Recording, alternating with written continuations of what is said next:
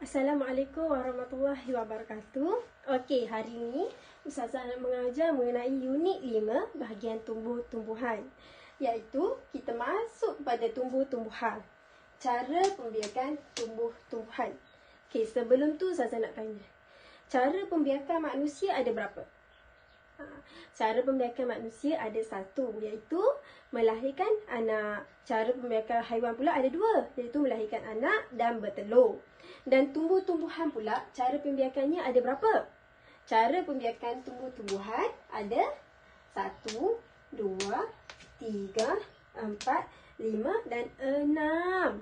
Cara pembiakan tumbuh-tumbuhan ada 6 semuanya.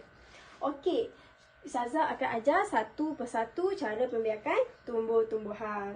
Okey, sebelum tu, anak-anak boleh buka buku teks yang buku warna kuning ni. Muka surat 71, 72 dan 73. Hari ni kita nak belajar mengenai cara pembiakan tumbuh-tumbuhan. Okey. Cara pembiakan tumbuh-tumbuhan yang pertama iaitu melalui biji benih. Biji benih ni macam mana? Cara pembiakan tumbuh-tumbuhan melalui biji benih ni, dengan caranya kita ambil biji buah tersebut, kita tanam dalam tanah. Ustazah sediakan tanah dalam satu bekas. Kita letak biji benih tu dalam tanah. Dekat atas ni. Okey, contoh pokok dia apa? Contoh yang pokok yang melalui biji benih ni iaitu pokok cili.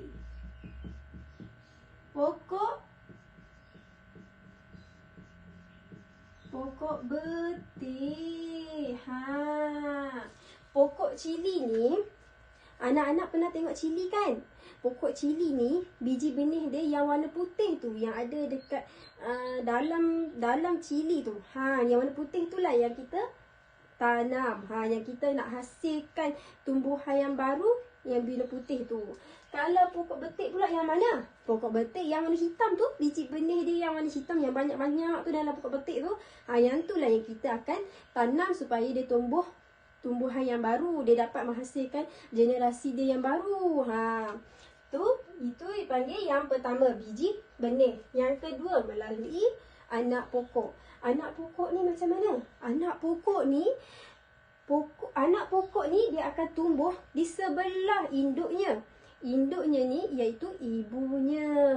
Macam kita lah, kecil-kecil dulu selalu ikut ibu. Macam kita tengok adik-adik kita sekarang, adik-adik murid sekarang, dia ikut kan. Ibu pergi mana je semua dia nak ikut kan. Sebab itulah macam ni juga, macam cara pembiakan anak pokok juga, dia akan duduk sebelah ibu dia. Dia mesti rapat-rapat dengan ibunya. Contohnya apa?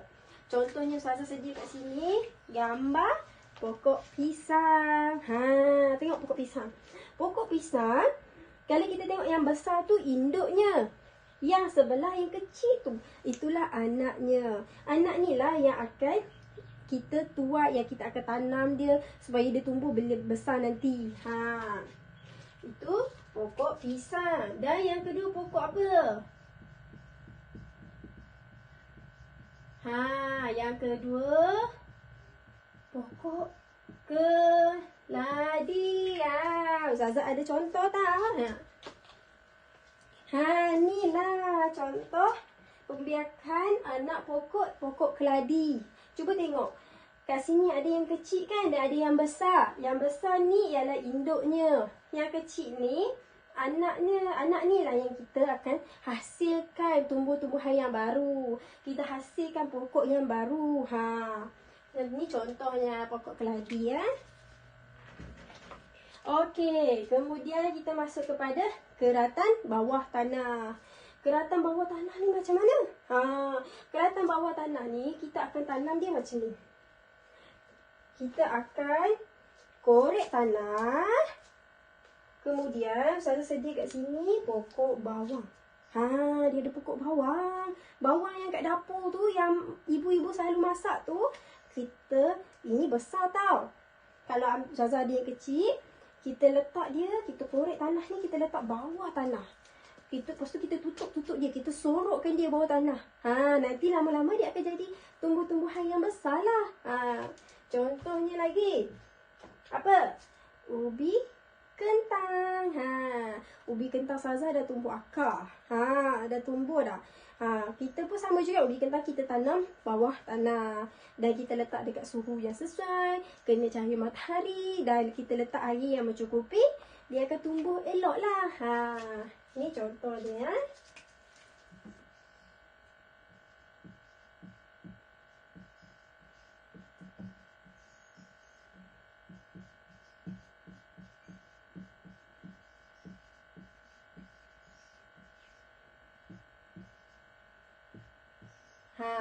Kemudian kita masuk kepada spora.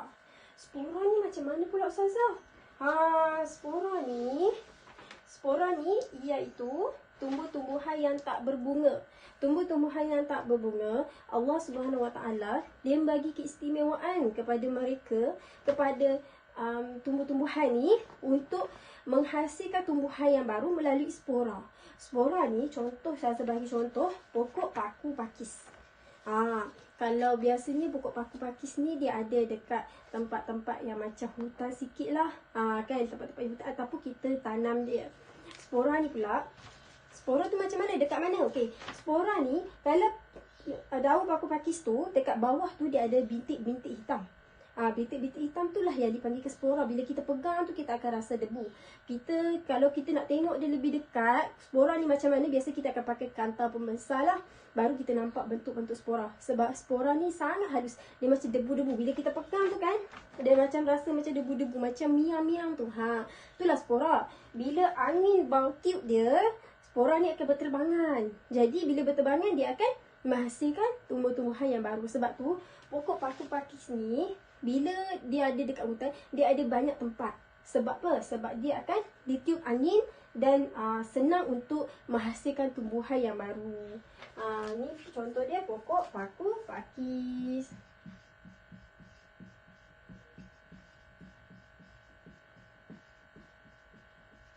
Satu yang kedua pokok apa? Pokok cendawan. Cendawan pun sama.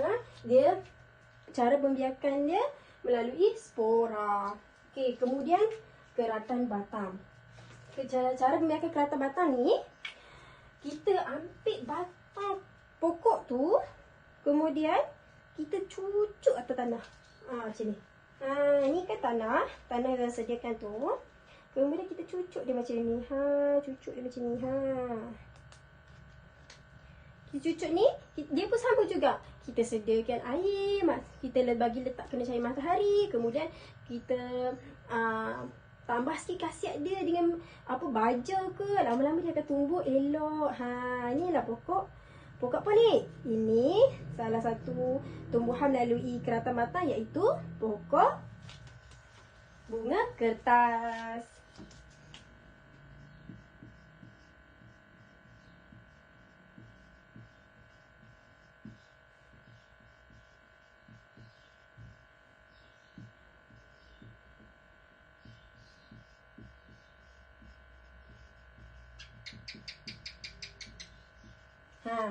Pokok ubi kayu juga melalui keratan batang. Kita potong batang dia, kita cucuk atas tanah.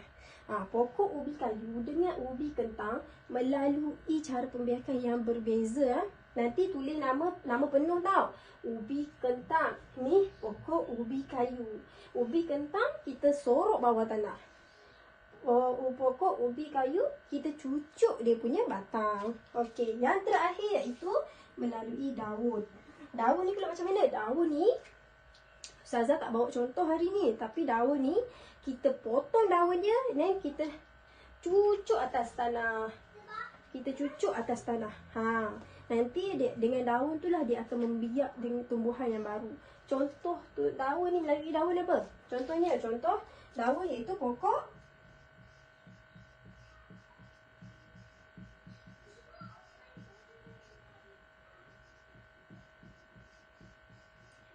setawa dan pokok lidah jin.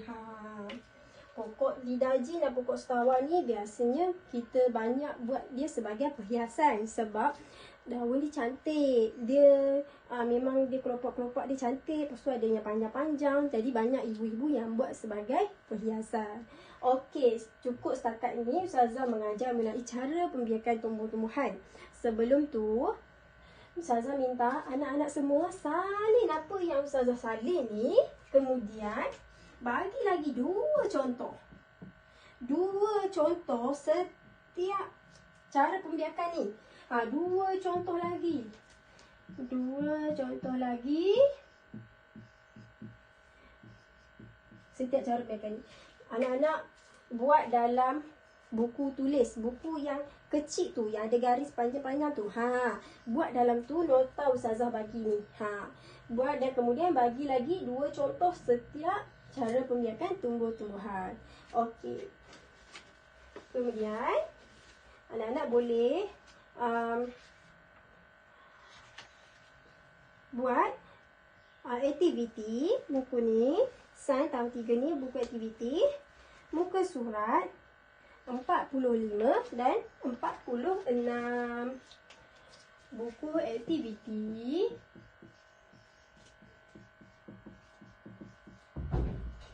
muka surat 45 dan 46. Cuma 2 muka surat saja. Okey?